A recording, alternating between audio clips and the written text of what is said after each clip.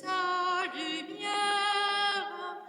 Nous sommes visage de Dieu, reflet de son amour. Au nom du Père et du Fils et du Saint-Esprit, bonjour à tous et à toutes, bienvenue à cette rencontre avec notre Seigneur dans la maison de Dieu, notre maison aussi. Nous sommes fils et filles de Dieu, on est chez nous ici. Voulez-vous, en commençant cette messe, nous allons prendre un petit moment de recueillement pour nous disposer à la prière, nous disposer à accueillir la parole de Dieu et son pain de vie.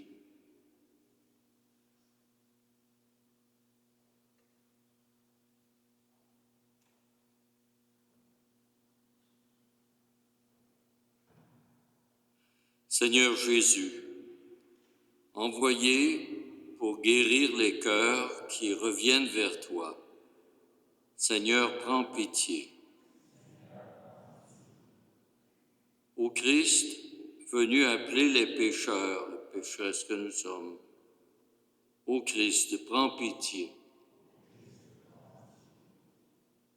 Seigneur, qui siège à la droite du Père, où tu intercèdes pour nous, Seigneur, prends pitié.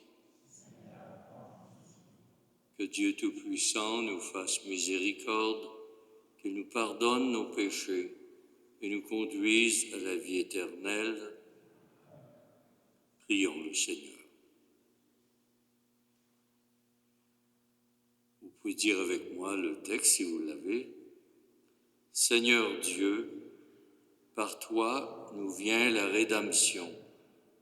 Par toi nous est donnée l'adoption filiale.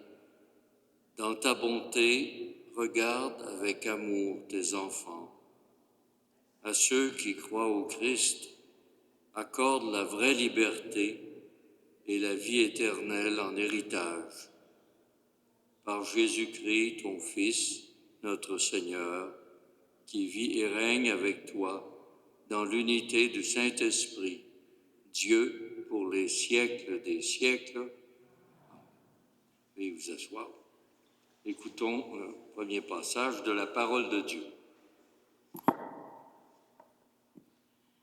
Lecture du deuxième livre de Samuel. En ce jour-là, le roi David dit à Joab, le chef de l'armée qui était près de lui, « Parcourez toutes les tribus d'Israël, de Dan à Beerséba, et faites le recensement du peuple, afin que je connaisse le chiffre de la population. » Joab donna au roi les chiffres du recensement. Israël comptait 800 000 hommes capables de combattre et Juda 500 000 hommes. Mais après cela, le cœur de David lui battit d'avoir recensé le peuple. Et il dit au Seigneur, « C'est un grand péché que j'ai commis. Maintenant, Seigneur, daigne passer sur la faute de ton serviteur, car je me suis vraiment conduit comme un insensé. » Le lendemain matin, David se leva. Or, la parole du Seigneur avait été adressée au prophète Gad, le voyant attaché à David. « Va dire à David, ainsi parle le Seigneur. Je vais te présenter 3 châtiments. Choisis l'un d'eux et je te l'infligerai. » Gad se rendit alors chez David et lui transmit ce message. « Préfères-tu qu'il y ait la famine dans ton pays pendant 7 ans, ou bien fuir devant tes adversaires lancés à ta poursuite pendant 3 mois, ou bien la peste dans ton pays pendant 3 jours? Réfléchis donc et vois ce que je dois répondre à celui qui m'a envoyé. » David répondit au prophète Gad, « Je suis dans une grande angoisse. Eh bien, tombons plutôt entre les mains du Seigneur, car sa compassion est grande, mais que je ne tombe pas entre les mains des hommes. Le Seigneur envoya donc la peste en Israël dès le lendemain jusqu'à la fin des 3 jours. Depuis Dan jusqu'à Bershéba, il mourut 70 000 hommes. Mais lorsque l'ange du Seigneur étendit la main vers Jérusalem pour l'exterminer, le Seigneur renonça à ce mal et il dit à l'ange exterminateur, « Assez, maintenant retire ta main. » L'ange du Seigneur se trouvait alors près de l'aire à grains d'Arona, le Jébuséen. David, en voyant l'ange frapper le peuple, avait dit au Seigneur, « C'est moi qui ai péché, c'est moi qui suis coupable. Mais ceux-là, le troupeau, qu'ont-ils fait? Que ta main s'appesantisse donc sur moi et sur la maison de mon Père. » Parole du Seigneur.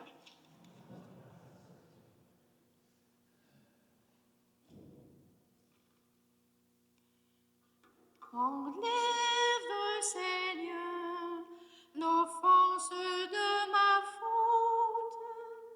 Heureux l'homme dont la faute est enlevée et le péché remis.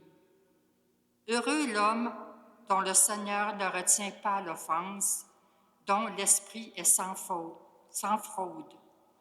Enlève, Seigneur, l'offense de ma faute.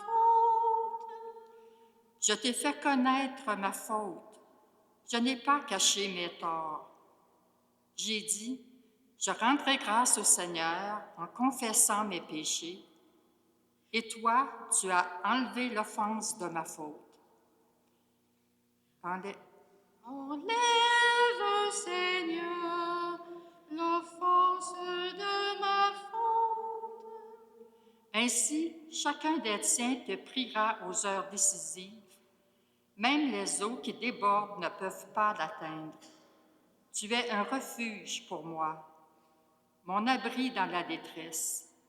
De chants de délivrance, tu m'as entouré.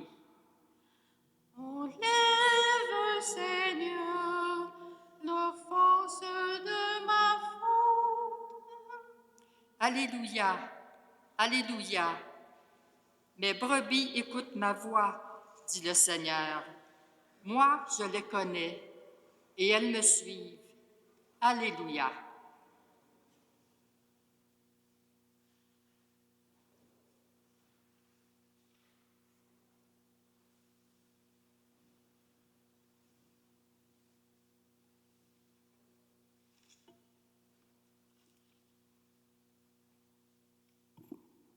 Le Seigneur soit avec vous. Évangile de Jésus-Christ notre Seigneur, selon saint Marc.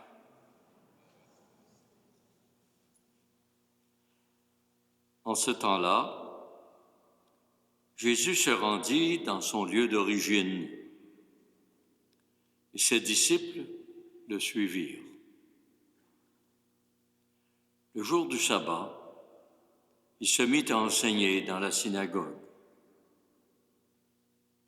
De nombreux auditeurs, frappés d'étonnement, disaient « D'où cela lui vient-il? Quelle est cette sagesse qui lui a été donnée? Et ces grands miracles qui se réalisent par ses mains? N'est-il pas le charpentier, le fils de Marie, le frère de Jacques, de Jean, de Joseph, de José, de Jude, de Simon? Ses sœurs ne sont-elles pas d'ici, chez nous? » Et ils étaient profondément choqués à son sujet. Jésus leur disait, « Un prophète n'est méprisé que dans son pays, sa parenté, sa maison. »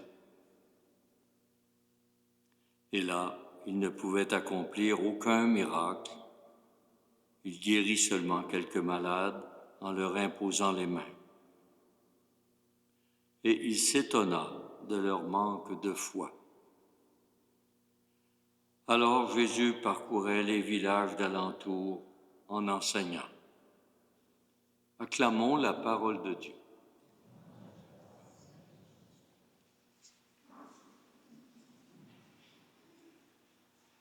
Peut-être que la première lecture vous a un peu étonné. Comment se fait-il que ce soit un si grand péché que de compter le nombre des membres de son peuple, hein? Nous autres, notre pays, on fait ça tous les 5 ans, je pense. C'est que dans la conception d'Israël,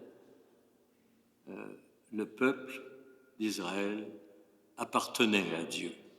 C'était son bien propre. Et toute intervention qui voudrait calculer le nombre et autre chose, c'était comme une atteinte à la propriété même de Dieu. Je pense que c'est un peu le sens qu'on peut donner à ce texte-là. Mais je voudrais parler autre chose aussi concernant l'Évangile. Un mot d'abord sur les frères et les sœurs de Jésus. Certains groupes religieux, s'appuyant entre autres sur cet évangile, prétendent que Jésus avait plusieurs frères, plusieurs sœurs. Donc que Marie aurait eu plusieurs enfants. On ne peut le déduire de ce texte parce que les termes frères et sœurs s'appliquaient aussi à toute la parenté, aux cousins, aux cousines. C'est la famille élargie et tous pouvaient être nommés frères et sœurs. D'autres croient par ailleurs que Joseph était veuf d'un premier mariage et qu'il avait eu des enfants que Marie aurait élevés avec Jésus, son fils unique. Bon, c'est une hypothèse qu'aucun texte biblique n'appuie non plus. On ne peut pas s'appuyer sur un texte biblique pour ça. La tradition catholique croit plutôt que Marie n'a eu qu'un seul enfant, Jésus, qui n'était pas fils de Joseph, mais de Dieu. Plusieurs textes bibliques appuient cette position, entre autres les récits de la naissance de l'enfant Jésus et celui auquel on ne pense peut-être pas, mais qui m'apparaît, moi, en tout cas, intéressant et important. Avant sa mort sur la croix, Jésus a dit à Saint Jean, son disciple, « Voici ta mère », en parlant de Marie. Et à Marie, « Voici ton fils ». Il me semble que si Marie avait eu plusieurs enfants, il se serait bien occupé de leur mère. Jésus n'aurait pas eu besoin de la confier à un de ses disciples. Si on revient au texte de l'Évangile, celui-ci nous rappelle que Jésus a rencontré bien des obstacles dans sa mission, à commencer par ses proches, sa parenté, ses amis, et ainsi tout au long de sa vie publique. Mais il a tenu bon. Il a tenu bon jusqu'au bout, jusqu'à la mort. Nous qui voulons suivre Jésus, être à notre tour aussi missionnaires, de par notre baptême, nous sommes missionnaires. Nous devons nous attendre à connaître nous aussi bien des obstacles, à commencer peut-être par notre propre famille, nos amis. Avec la grâce de Dieu, tenons nous aussi jusqu'au bout. Parce que, aussi, Notre monde en a bien besoin. Amen.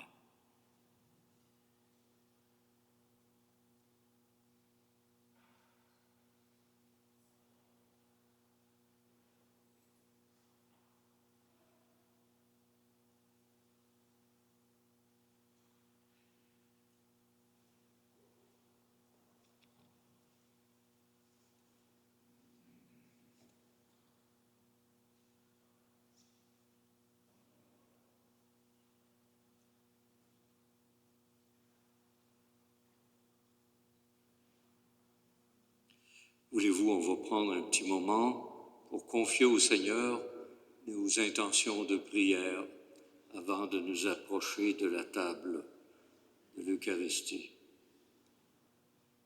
Prions d'abord pour cet effort, peut-être ultime, espérons qu'il va être couronné de succès, des délégués de l'Ukraine, de la Russie et des Amériques qui essaient de trouver une solution de paix à la guerre en Ukraine.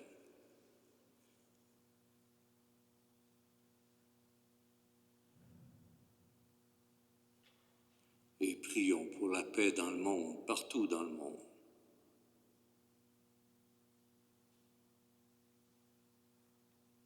Prions pour l'Église aussi, pour les intentions de notre pape.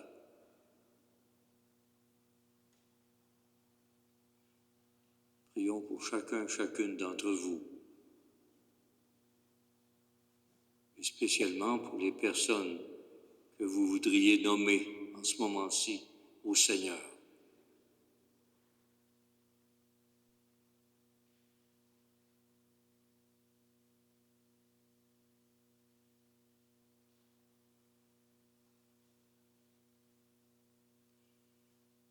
Prions pour les malades de notre paroisse, de l'hôpital, les pensionnaires au CHSLD, la Maison des aînés, la Maison Marie-Élisabeth.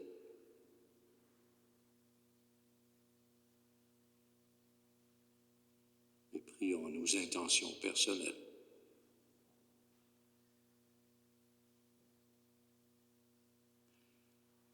Seigneur, accueille ces intentions que nous venons de formuler et nous te le demandons avec confiance.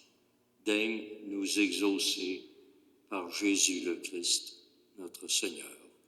Amen.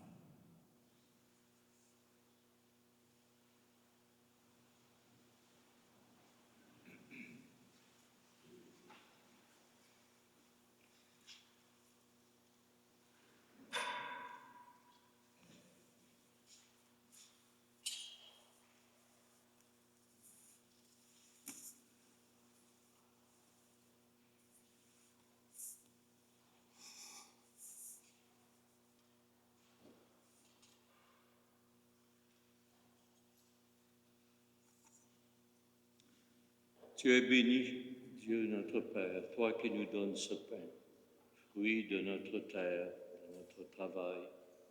Nous te le présentons. Il deviendra pour nous le pain de la vie éternelle.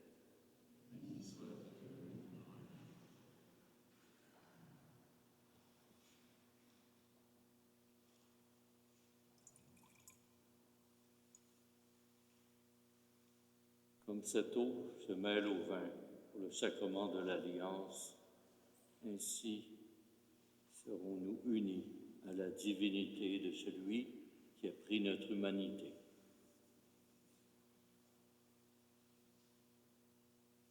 Tu es béni, Dieu notre Père, toi qui nous donnes ce vin, fruit de notre vigne, de notre travail. Nous te le présentons, deviendra pour nous le vin du royaume éternel. Les pauvres, nous te supplions, Seigneur, accueille-nous, que notre sacrifice soit plus trop grave.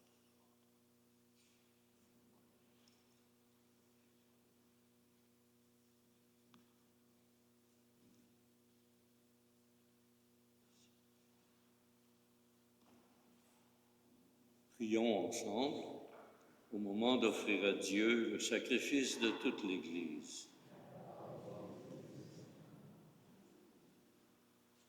Seigneur Dieu, source de la piété véritable et de la paix, nous t'en prions, accorde-nous d'honorer dignement ta gloire par cette offrande, que dans la participation fidèle au Saint-Mystère, nous prenions davantage conscience de notre unité par le Christ, notre Seigneur.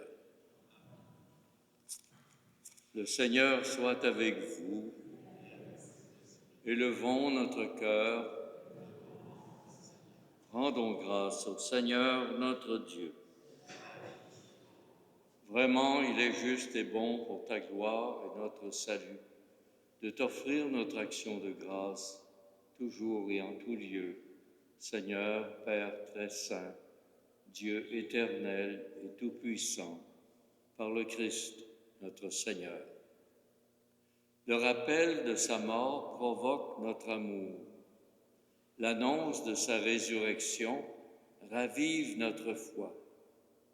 Et l'attente de sa venue dans la gloire affermit notre espérance. C'est pourquoi, avec les saints, les saintes, tous les anges, nous te louons et sans fin nous proclamons. Saint Seigneur, Saint le Seigneur, Saint, Saint, Saint. Le ciel et la terre sont remplis de ta gloire. Hosanna au plus haut des cieux. Saint Seigneur, Saint le Seigneur, Saint, Saint, Saint. Béni soit celui qui vient au nom du Seigneur. Hosanna au plus haut des cieux. Saint Seigneur, Saint le Seigneur, Saint, Saint, Saint.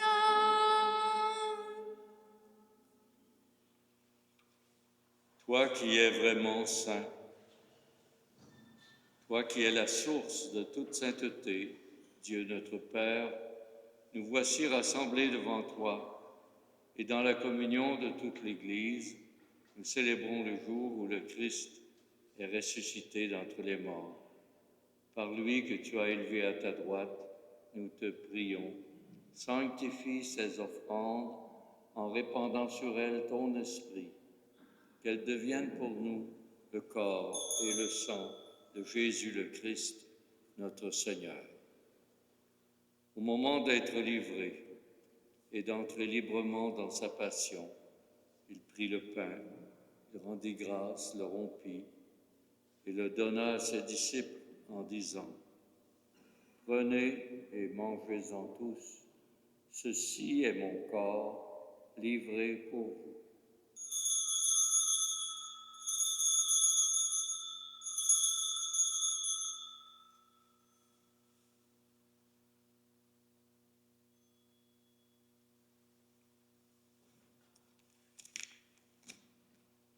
De même, après le repas, il prit la coupe. De nouveau, il rendit grâce et la donna à ses disciples en disant : « Prenez et buvez-en tous, car ceci est la coupe de mon sang, le sang de l'alliance nouvelle et éternelle qui sera versé pour vous et pour la multitude en rémission des péchés. Vous ferez cela en mémoire de moi. »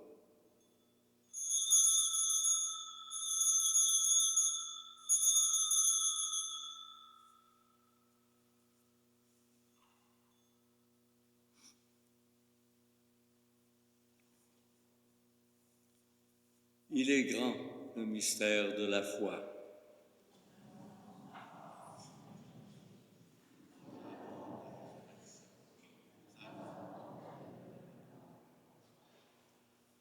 En faisant ainsi mémoire de la mort et de la résurrection de ton Fils, Nous t'offrons, Seigneur, le pain de la vie et la coupe du salut, et nous te rendons grâce, car tu nous as appelés, malgré notre indignité, à nous tenir devant toi pour te servir. Humblement, nous te demandons qu'en ayant part au corps et au sang du Christ, nous soyons rassemblés par l'Esprit Saint en un seul corps. Souviens-toi, Seigneur, de ton Église répandue à travers le monde. Fais-la grandir dans ta charité, en union avec notre pape Léon, notre évêque Denis, tous les évêques, les prêtres, les diacres, et tous ceux et celles qui ont une charge dans ton peuple. Souviens-toi de tous nos frères et sœurs qui se sont endormis dans l'espérance de la résurrection. En particulier aujourd'hui, souviens-toi de Léonidas Tudo et Thérèse Bérubé, d'Yvette Saint-Pierre et Reynald Vézina, ainsi que de tous nos parents, nos amis défunts.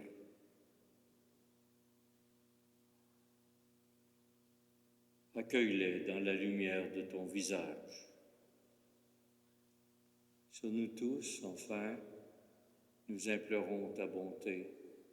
Permets qu'avec la Vierge Marie, la bienheureuse Mère de Dieu, avec Saint Joseph, son époux, les apôtres, Saint Pédis, Saint Robert, tous les saints et saintes qui ont fait ta joie au long des âges, nous ayons part à la vie éternelle et que nous chantions ta louange et ta gloire par ton Fils, Jésus le Christ.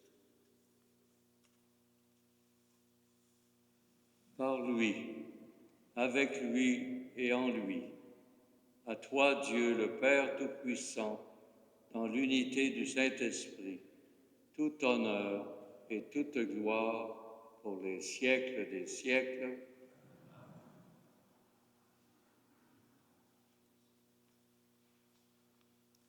Tous unis dans une même famille, la famille de Dieu. Redisons ensemble la prière à notre Père du ciel.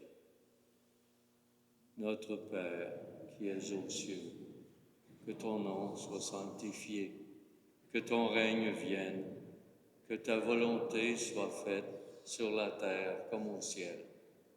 Donne-nous aujourd'hui notre pain de ce jour. Pardonne-nous nos offenses, comme nous pardonnons aussi à ceux qui nous ont offensés. Ne nous laisse pas entrer en tentation, mais délivre-nous du mal. Délivre-nous de tout mal, Seigneur. Donne la paix à notre temps. Soutenus par ta miséricorde, nous serons libérés de tout péché et protégés dans nos épreuves. Nous qui attendons que se réalise cette bienheureuse espérance, l'avènement de Jésus-Christ, notre Sauveur.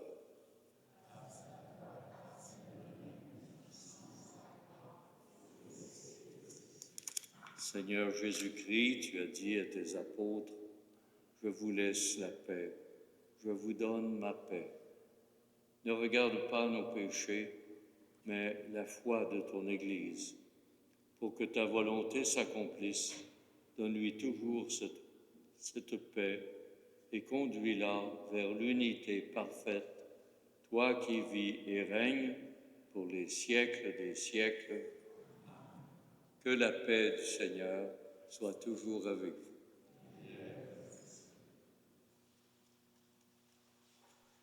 Agneau de Dieu, qui enlève les péchés du monde, aie pitié de nous.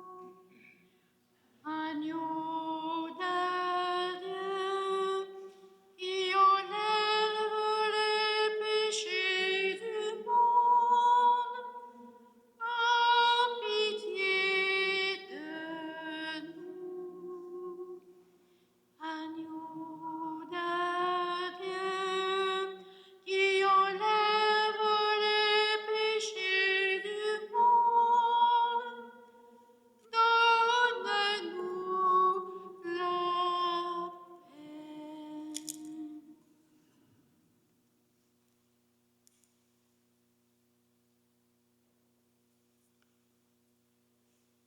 Voici l'agneau de Dieu.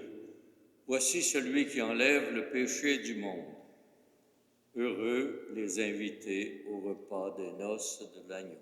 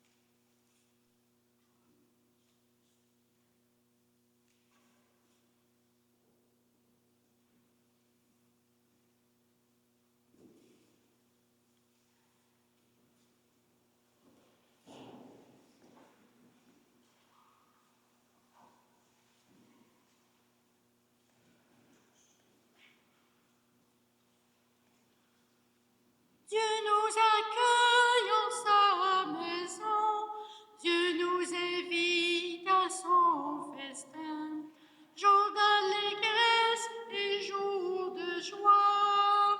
Alléluia! Oh, quelle joie quand on m'a dit, approchons-nous de sa maison, dans la cité du Dieu vivant. Dieu nous accueille en sa maison, Dieu nous invite à son festin, jour d'allégresse et jour de joie. Alléluia! Criez de joie pour notre Dieu, chantez pour lui car il est bon, car éternel est son amour. Dieu nous accueille en sa maison, Dieu nous invite à son festin, jour d'allégresse et jour de joie. Alléluia! Approchons-nous de ce repas où Dieu convie tous ses enfants. Mangeons le pain qui donne vie.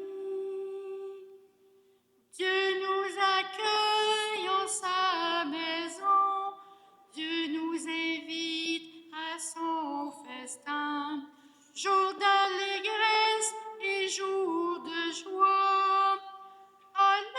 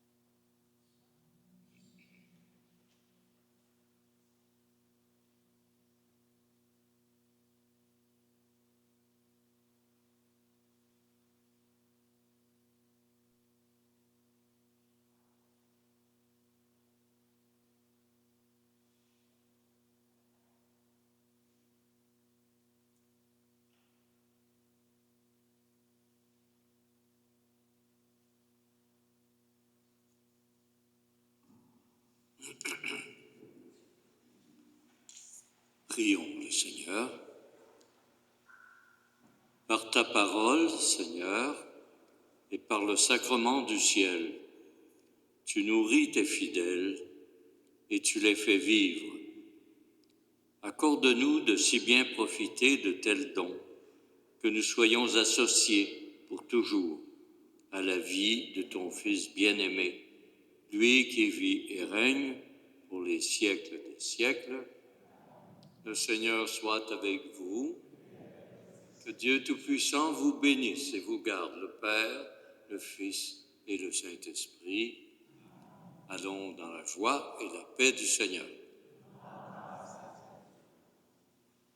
En marchant